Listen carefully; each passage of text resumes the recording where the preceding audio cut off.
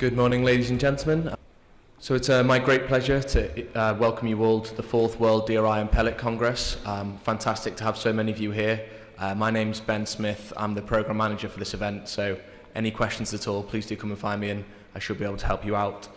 I think the fact that so many people are here today really does show the determination and resilience of this market ahead of very strong headwinds and a few difficulties within the industry. There's so many people here looking to innovate and to drive this industry forward throughout these difficult times. So it's fantastic to see you all here. We have a lot to cover over the next day and a half. We'll be covering the whole supply chain from DR pellet supply all the way through to the DRI production and finished products as well. So I'll be as brief as possible so we can get started. Just a little bit of housekeeping. We do have complimentary Wi-Fi. The code is DRI 2016. If you've got any problems, please go to the registration desk and they should be able to log you on. Lunch, both today and tomorrow, will be next door in the ballroom adjacent to us here. And I'd like to also say a huge thank you to our sponsors at this event. Obviously Energion, Schmidt Clemens and Wood Mackenzie. We really appreciate your support, and your ongoing support is very much appreciated too. So without any further ado then, I'd like to hand over to the moderator for this morning's session. Mr. Hadi Hami of Liberty Group will be guiding us through. I'm sure a lot of you know him already. He's had many years in the industry and he's currently working on the management team at Liberty. So I'll hand over to him. Thank you. Thank you, Ben. Welcome and good morning to everybody. We're happy to have you all here.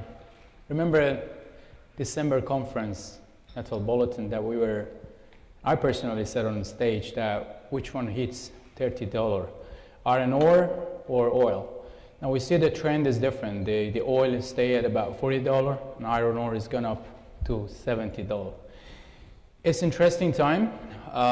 We have Iranian sanctions lifted and the other changes in both in the supply and demand side. My name is Hadi Hami and I'm the head of trade with Liberty Group, and I have the honor to chair the conference, the sessions today and partly tomorrow. Without any further delay, I would like to start up the first session of today. As Ben said in the morning, we're going to speak about the DRI industry. We're going to speak about challenges, the short term and the medium run outlook by our panelists.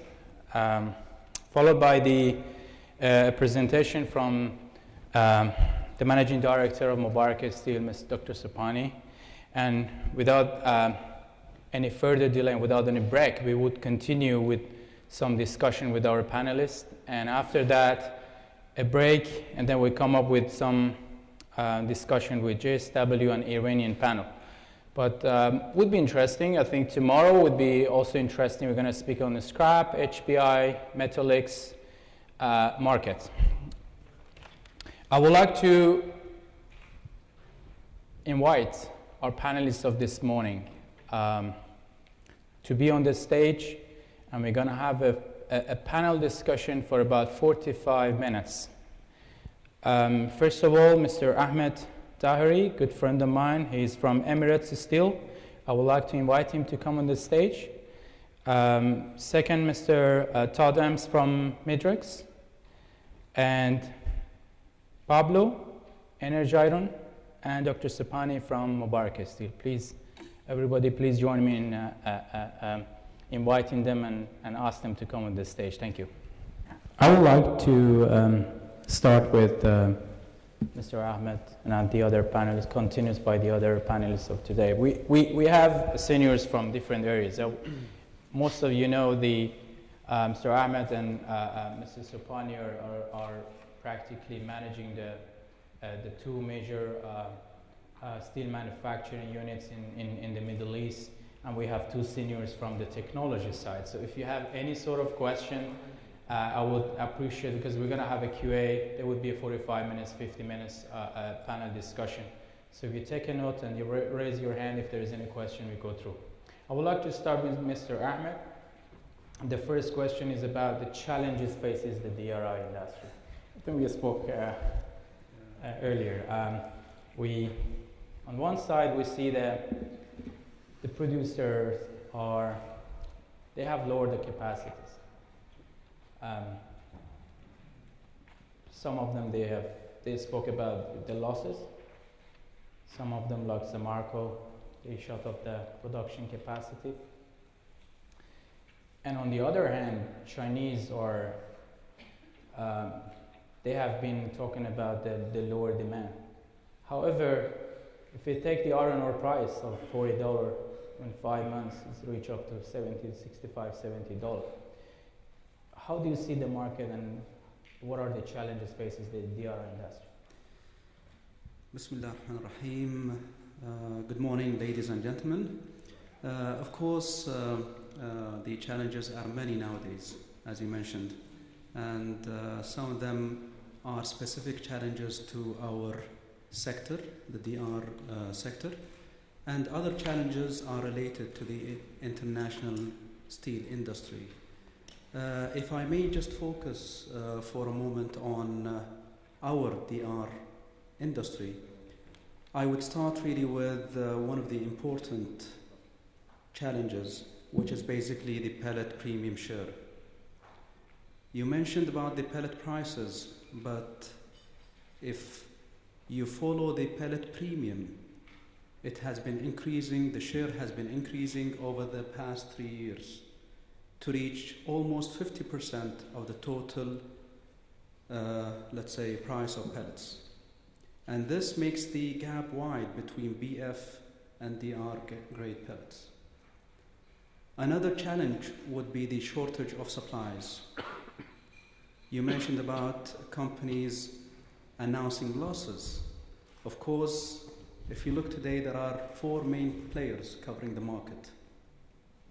And one of them, as you mentioned, has stopped production. And this led to 30% decrease in pellet supply. 11 million tons just vanished from the market. And you know what happens when demand surpasses supply. Another important challenge is basically lack of alternatives for DR producers. Earlier, we were able to use lump ore in our operations, but this is no longer available for us. Someone may say that BF grade can be a possibility, yet it comes with low productivity.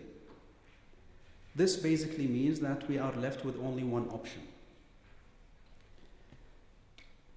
Energy cost is another significant challenge for DRI producers in the GCC. You know very well that GCC governments, most of them, are continuing to cut subsidies on the energy front. And by doing so, DRI producers in the GCC will continue to lose their competitive advantage. Of course, everyone knows that China is always a challenge. With the flood of low steel exports from China, this is by itself considered to be the biggest challenge, not only to DRI producers, but also to all steel companies worldwide.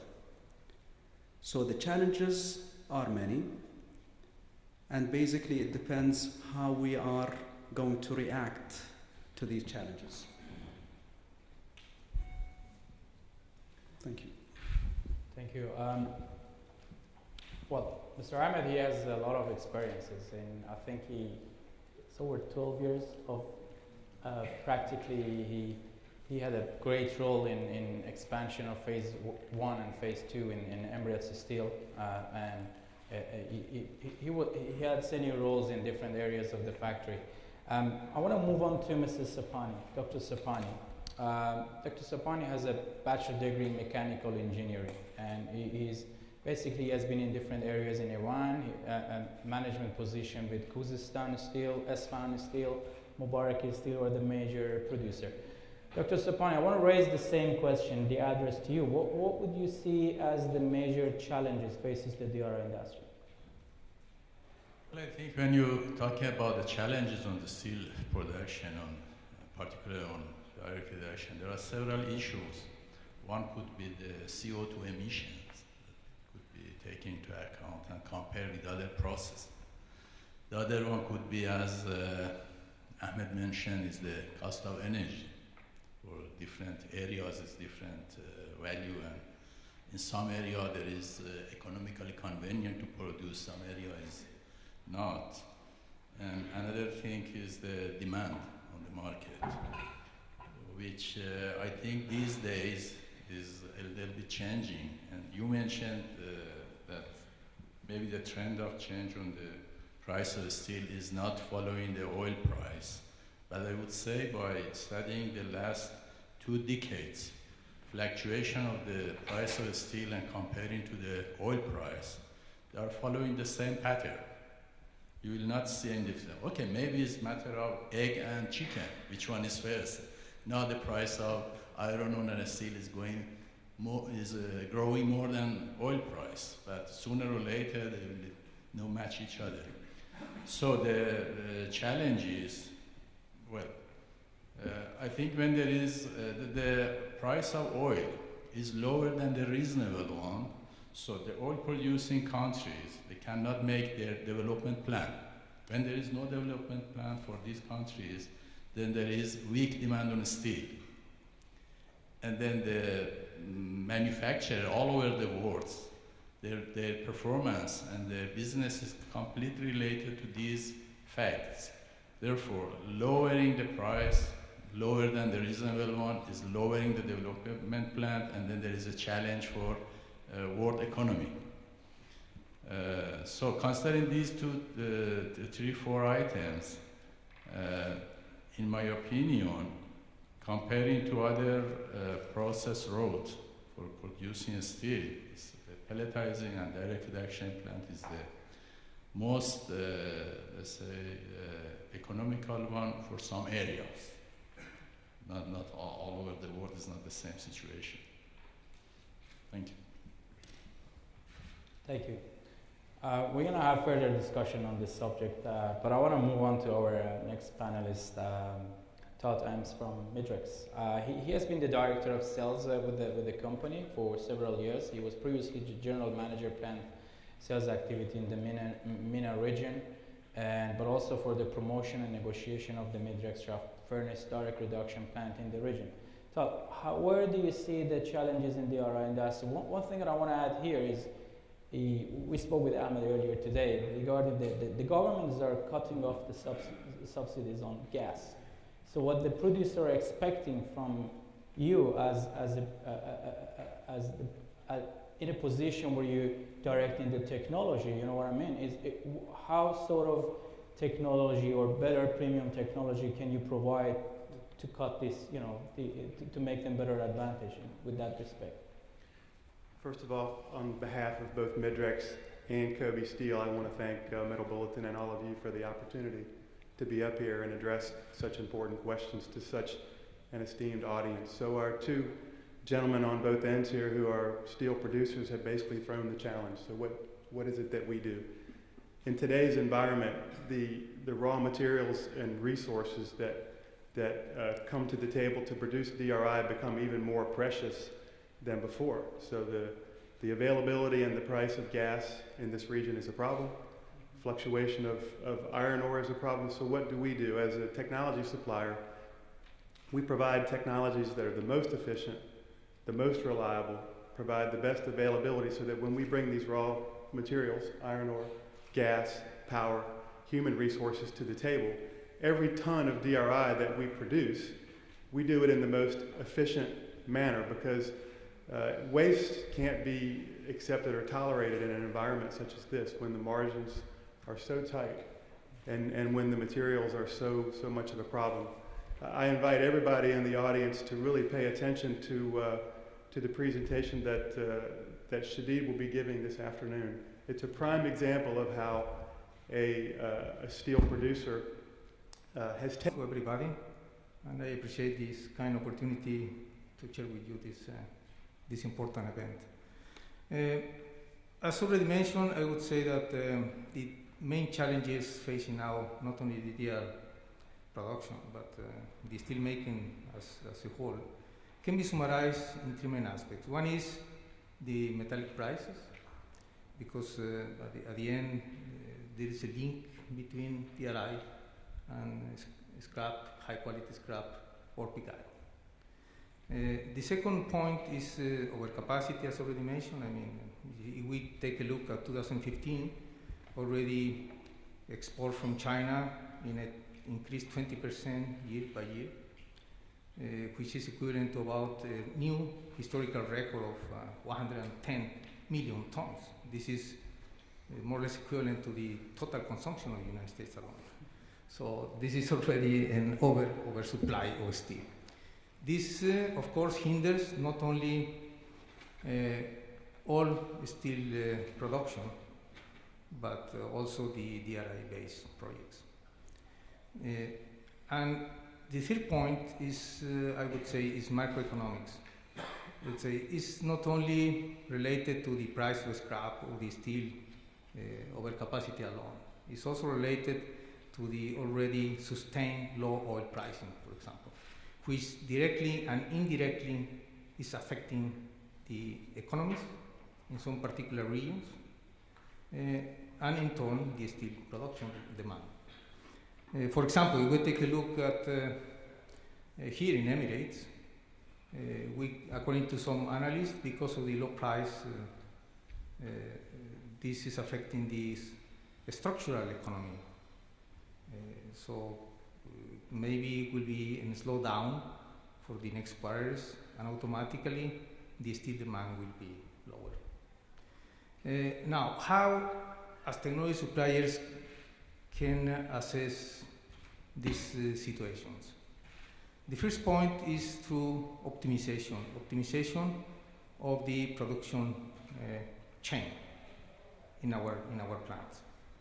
For that, we are heavily working on some possibilities. For example, local raw materials use, waste recovery as much as possible. In fact, we are working now on that development. Already putting in place in some of our licenses plants and offering this solution for some others, increasing significantly the yield, because iron ore fines and fines from sludge will be recovered as per our technology. This is one example. The other example is heat recovery in all sense, up to the maximum possible. In this case, even though our Iron CR scheme is already the highest efficient available, I mean, if you consider 2.4 gigacalories per ton of DRI, including metallization of 96%, carbon of 4%, and inherent CO2 absorption system, is really already, let's say, outstanding consumption in terms of energy. Anyhow, we are working on different fields and proposing this to the different plants. The other solution that we foresee, and as already mentioned, is the CO2 issue. In general, in my point of view, I see that the present and future of steel making should be based on DRI, EAF, instead of BF, EOF. Why? There are now, since COP21 in Paris and the recent, let's say, meetings in the United Nations, a commitment from many countries worldwide, including even China, to try to reduce the CO2 significantly. And the only way out to really decrease CO2 absorption is shifting from coal-based steelmaking to gas-based steelmaking. This is the only possibility. And DRI, in this case, presents the unique option. I mean, sooner or later, the world will change and we'll move to that technology, to that approach in general. There is no way out if we want a survival planet at the end. In this case, if you compare, for instance, CO2 emissions, BF, BOF, against DRI, EAF, we can reduce it in about 50%, the CO2 emissions, just alone. With our technology and the Iron CR, including the CO2 absorption system, can be even less than 40%. So I would say that even though there are big challenges, we can present also a kind of various approaches in terms of flexibility from the DRI point of view and from our technologies. Thank you.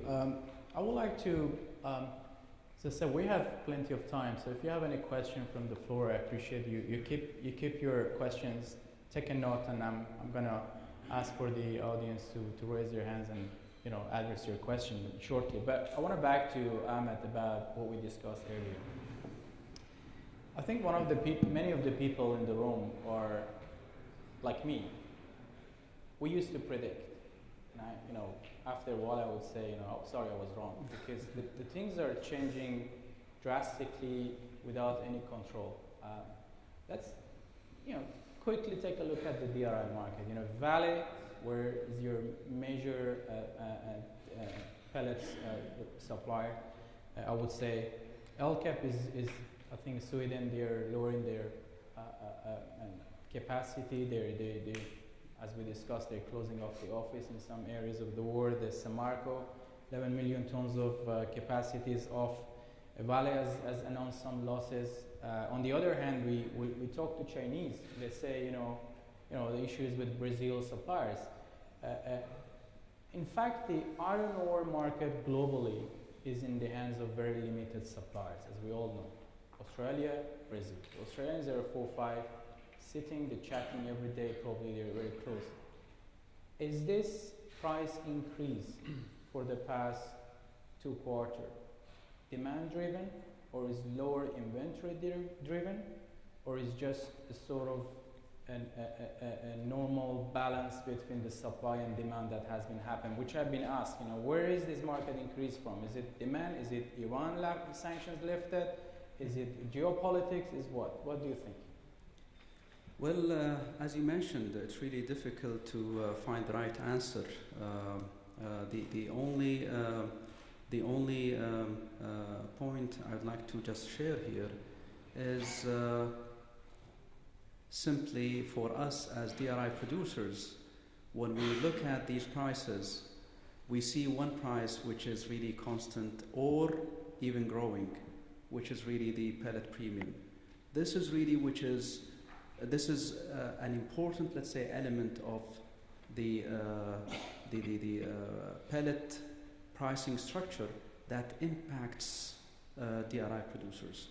Now, whether this sudden increase is something related to demand, is it really demand driven? I cannot really answer this question. If you look at DRI suppliers, I believe they have an issue. Today, as I mentioned, Samarco, they are out of the market. They have a capacity of 11 million tons.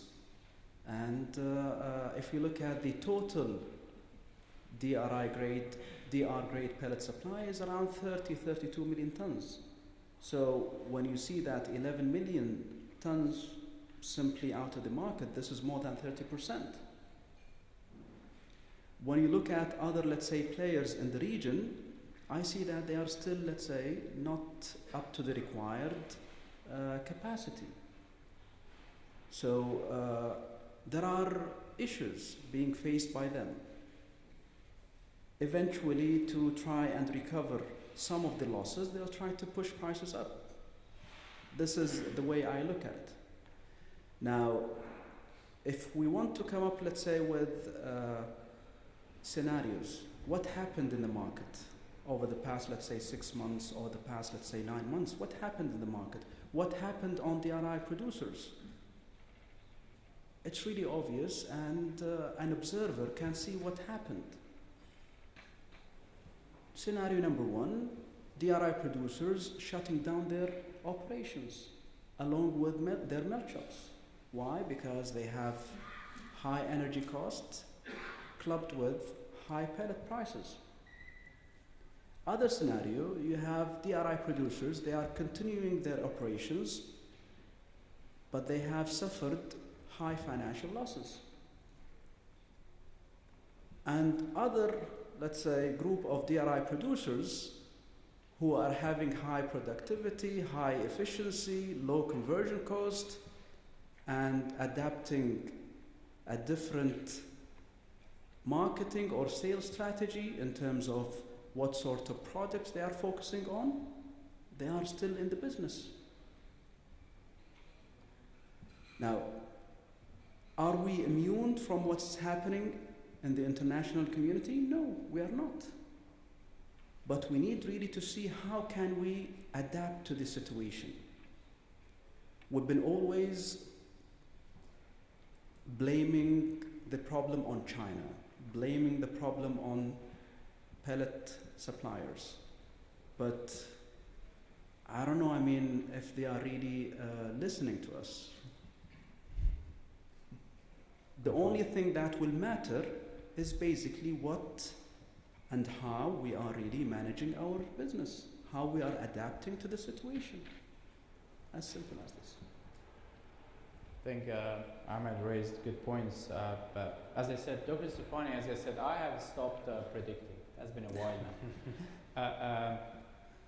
What is your perspective and short-term outlook on, or probably medium run on the DRI? What are the scenarios would happen as probably the major DRI or one of the major ones in Iran? How do you see the market for you? Well, as I mentioned before, I think all depends on the gas price and on the region that you want to produce steel. I think on MENA area, because of the gas prices, I think the future of steel makers will go through direct elections. There's no doubt, because it's very difficult to get coal, coking coal.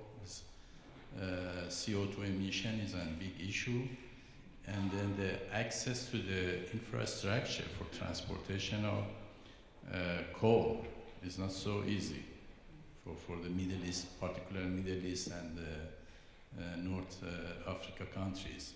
So for this reason, I think in these areas, and on the other hand is availability of gas, natural gas, which is the energy for direct reduction, is the largest gas reservoirs in the area. So I think in this area particularly, the future of steel makers are direct reduction. On other area depends on the price of gas. A good example is India. Till 2 years ago, 3 years ago, the Indians were exporter of sponge iron and steel based on DR production. Now they are looking for sponge iron from all over the world because of the gas price. That gas price in India increased rapidly.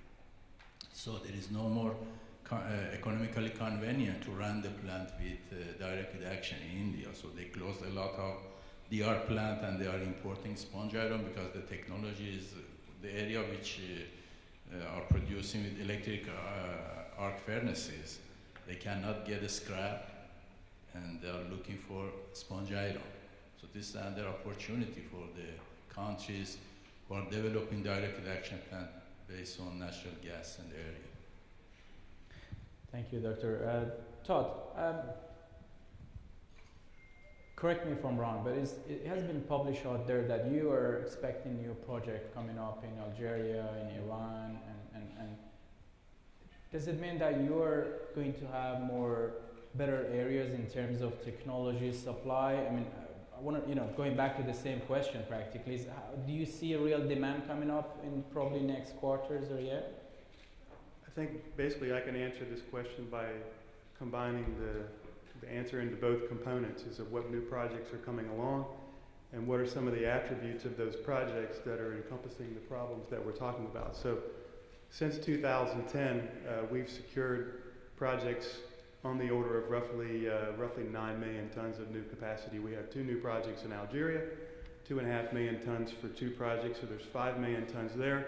And this year in 2016, by the end of the year, we will be up and operating in 2 new plants, one in Texas in the United States, and another one in Russia with Metallo Invest, our 3rd plant, Elgok number 3. Each scenario is very different, and as an example, the plant in Texas, the client Voestalpine had a CO2 emissions issue that existed in Austria. So he came to the United States, used the gas from the United States to create a high metallic HBI product, and then he's taking this product and shipping it, back over the ocean into Austria to basically, he can continue his hot metal liquid steel production in Austria by lowering his total CO2 emissions by importing a raw material. As an example, the two projects in Algeria are very much a unique niche situation. You have very cheap gas, very good access to bringing the raw materials in on the Mediterranean and the north coast of Algeria. So you have, basically they're trying to get away from importing rebar and using the valuable resources that they have to produce it themselves. So the market in Algeria seems to be right around that 5-6 million ton range. So what can we do? If you look at all these projects as a total together, we provide these clients with plants that meet all the local requirements, but also give them the flexibility and reliability from a process point of view to take advantage of their raw materials and to react to the situations that exist. All of these projects, the new projects in Algeria, also encompass the hot DRI injection system with hot DRI directly into the electric arc furnace to take advantage of the inherent heat coming out of the shaft furnace, introducing DRI at 600 degrees and allowing them to save potentially $8 to $10 per ton liquid steel by injecting hot DRI instead of cold DRI. So I also, in addition to the new projects, I think it's important to talk about some of the success stories that are happening in the GCC region right now. As an example, Qatar Steel, we built a plant for them that started up in 2007, an original capacity of 1.5 million tons. Last year in 2015, that plant produced almost 1.9 million tons, nearly 25% above their rated capacity. They have a world-class maintenance system. Their training program is phenomenal. We're also working with them to integrate a new expert system for the DCS, whereas they can see metallization and carbon trending and use the software to predict. And it's all about efficiency. It's all about, again, taking those raw materials and producing liquid steel in the absolute most efficient manner possible. And the Texas and the Russia, which you said, they are 2.5 million megamodule, are they? Or? The Texas project is 2 million, okay. And the Russian project is 1.8. Okay. Both of those are HBI, basically merchant plants, and the two plants in Algeria are a combination of primarily hot DRI, but they do also make cold DRI as a side product when the availability of the melt shop when the melt shop's down. The DRI plant continues to produce cold DRI on a very minimum basis, but it's primarily hot DRI. Right. I would like to come to the floor. I already have seen some hands raised. Yeah. Question there? You add this is Zulfikar. I'm from Suez Steel Company. I have a few questions. First one for Mr. Ahmed. I definitely agree with everything he says about the challenges, okay? Especially the energy cost. In our case, we are from Egypt. We have a lot of challenges with the cost of energy plus the availability also. Ourselves and our other plants in Egypt, we are really suffering because of this situation. Some plants are already waiting for the availability of the gas. And I think everybody knows that recently the gas price was reduced for us, but it is not enough for us to be competent in the region. On top of that, availability is a big issue. So this is also one of the biggest challenge now in the MENA region, I can say. Because other part of the MENA, yes, our friend Mr. Subhani, as he said, the gas, because of the availability and the price of the energy, I think in future you say people will go to the DRI route. But I don't think that applies to some of the regions. So this I want to make it clear for this. The second thing is Mr. Duarte is saying in the future, due to the CO2 emissions, most of the steel producers will shift to the gas-based DRI route. Do you really think this much of the volumes of the gas are available in the world? And I think even if it takes, I don't know how long it will take for all the blast furnaces, other process to move to the natural gas. Especially in China, they make more than 600 million tons of steel. Do you think any day it will happen that they will shift to the natural gas processes? Okay. Yeah. Yeah. Let's say this is a fact that there are worldwide commitments to reduce the CO2 emissions, the carbon footprint. Now, is this immediate? No. This will take some time. I would say from mid to long term, but in the next decades, if somebody wants to produce steel, that will be the main possibility in terms of the commitments from the environmental point of view, in terms of future availability because of renewable energies. I'm not talking only about natural gas, some other sources of energy, for example, to produce hydrogen, and so forth. I'm not talking about the immediate, let's say, solution in this regard. I'm talking about the mid-long-term issue, basically.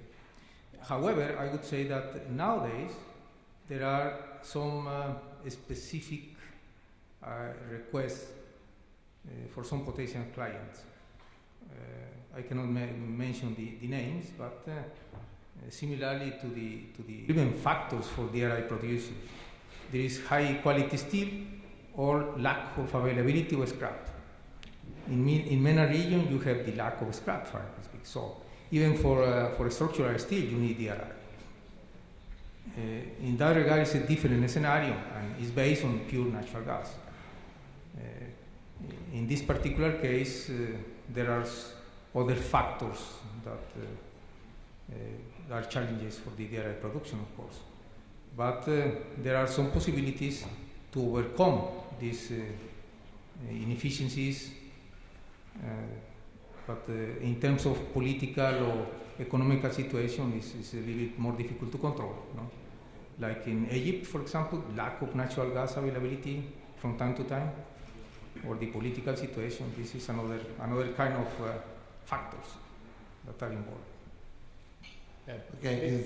Before Ahmed has a comment on your first question, before Ahmed come up with quick question I have from you. Do you have any actual number on the price of gas in that you get in Egypt? Yeah, it was reduced from $7 to $4.50 per million BTU. And the gas you buy from Qatar is? Well, UAE buys, I believe, in the same region, $4, $3. I believe so it's the same. There's no real gap. I really share your concern, and I truly believe that we need to do things differently. Talking about energy, cost of energy means that, first of all, we need to focus, and we need to continue focusing on how to reduce our cost, how to increase our productivity, how to increase our efficiency, and how to reduce our logistics cost, because it is really a big portion of our total cost.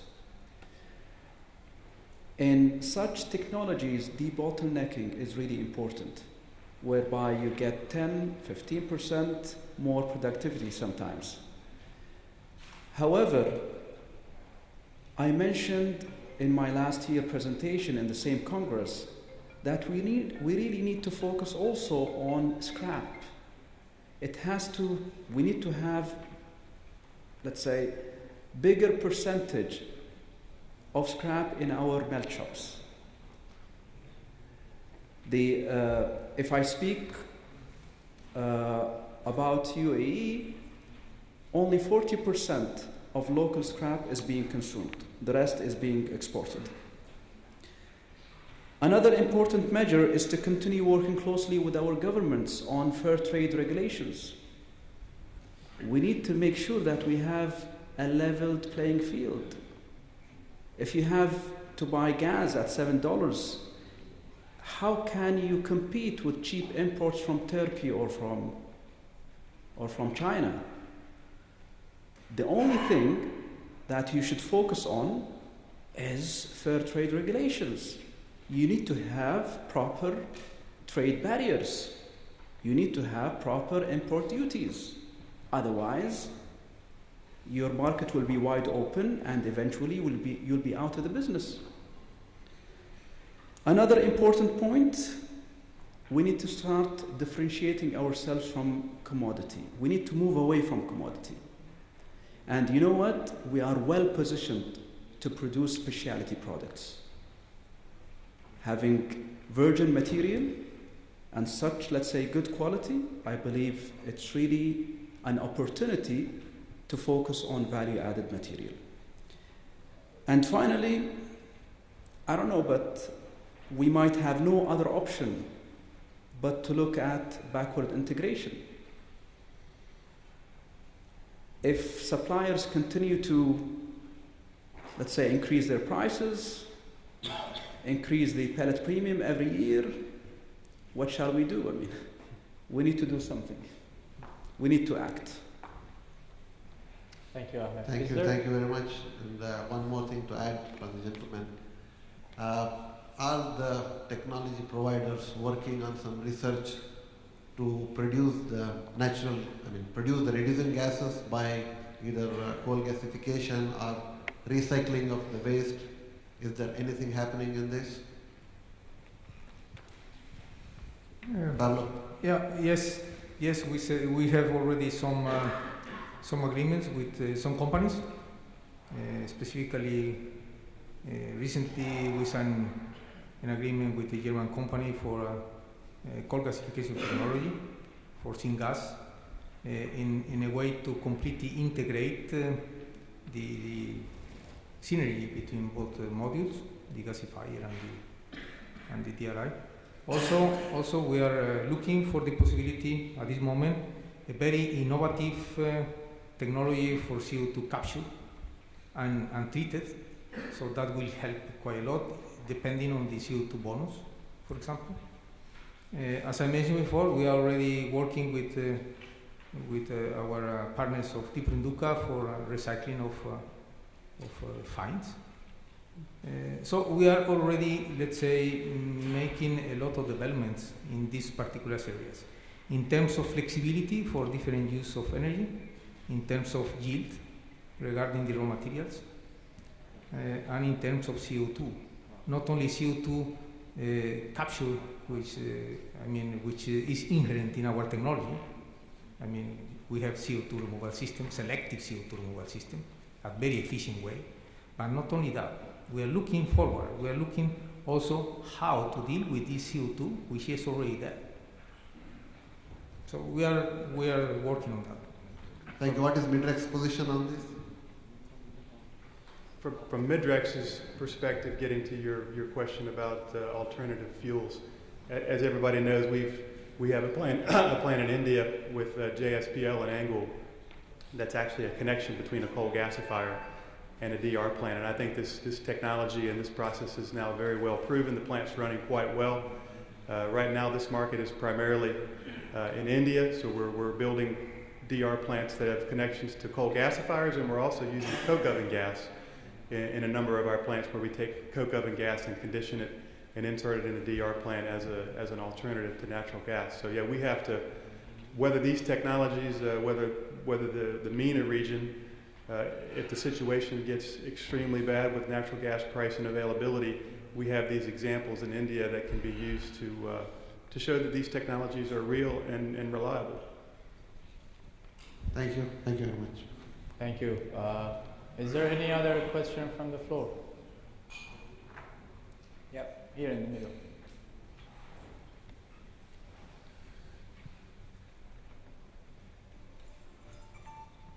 Good morning. This is Indrajit Paul from Tata Steel, India. Between the two processes of DRI and arc furnace, the other competitor is your blast furnace and EOF. All the panelists talks about energy, and one of the advantage of blast furnace is that they have increased the scale of operations. So they have moved from 3 million ton to 4 million ton from blast furnaces. And so what is the scale of operations that you are planning in future? so that the energy part that you're talking about is easily taken care of. Because as you increase the scale of operations, obviously the specific energy consumption comes down. I think it's a good question. I would like to address the thought, probably you.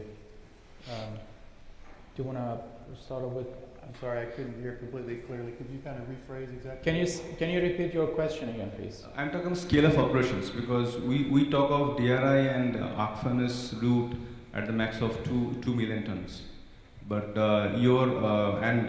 with this into consideration and with all the panelists' worries about energy consumption, it is important and pertinent to increase the scale of operations to reduce the specific consumptions of energy.